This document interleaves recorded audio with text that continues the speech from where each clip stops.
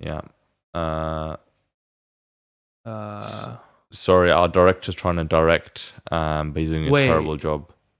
No way. Serious? Oh, guys! So breaking news. Wait. So what did they say? So Yeah. Point the mic towards him. Point the mic towards him. So you can just say off cam.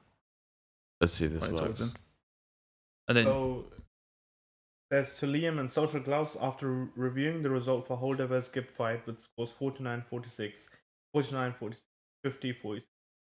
AnEsonGib won by a unanimous decision. I have no excuse for it being called a majority draw other than plain simple human error.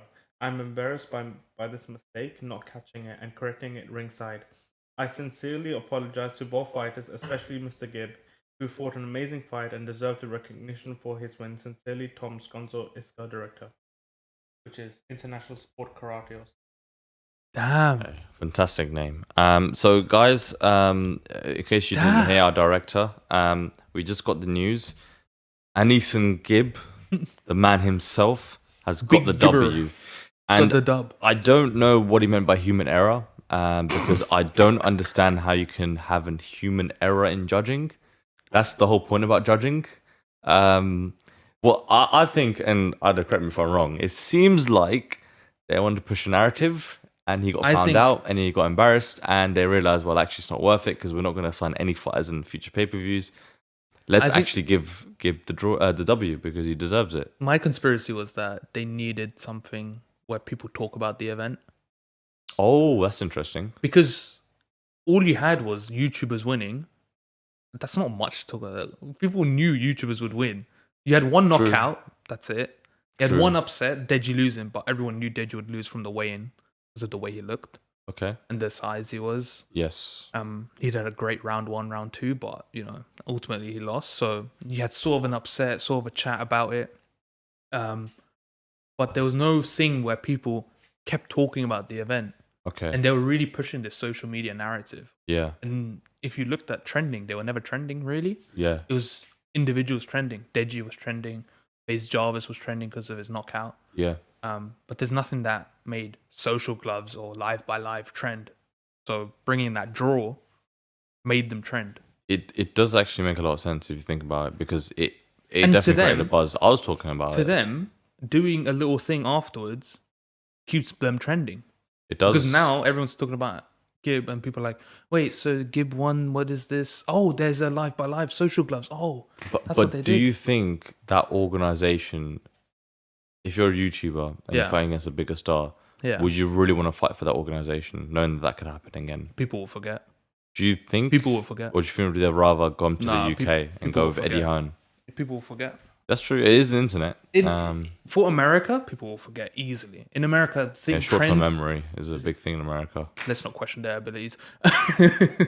That's a dark hole to go down. But in America, that generation, it has that. That is Fike's TikTok. opinion. The whole listen, where it's covering the space. Let's call it what it is. YouTube, TikTok. The whole point about TikTok is having a short attention span. That's the whole point about having TikTok. And we're gonna be no different because let's be honest, we don't want to waste anyone's time. Yeah. Even though we were talking about the Euros, now we're talking about AnEsonGib. But no, there's gonna be two separate clips. Oh, we don't need to mention that. Oh, okay, fair enough. But my point of view was that even for the company, positives and negatives always boost the company's name.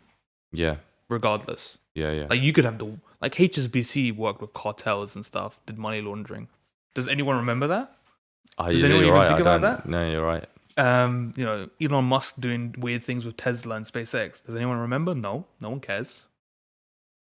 That's true. That's the thing. People care in the moment, and then 2 days later, 3 days later, they'll be like, "Oh, it's whatever." You're right, actually, because we see the same thing in boxing happen all the time. Yeah, there's always bad calls. You always go back to it. Mm-hmm. So I suppose they're being boxing. They're doing what they're supposed to be doing in that sense, just trying to get that attention. I mean, what do you think? How do you think Gib feels? Do you think he's just happy to get the W? Or is it a bit like why did it come to that? The thing is, Gib knew he won. Everyone knew Gib won. Yeah. So it was never the fact of like maybe he won, maybe he didn't win. People knew hands down, hand on heart, he won. Yeah. And he knew that himself.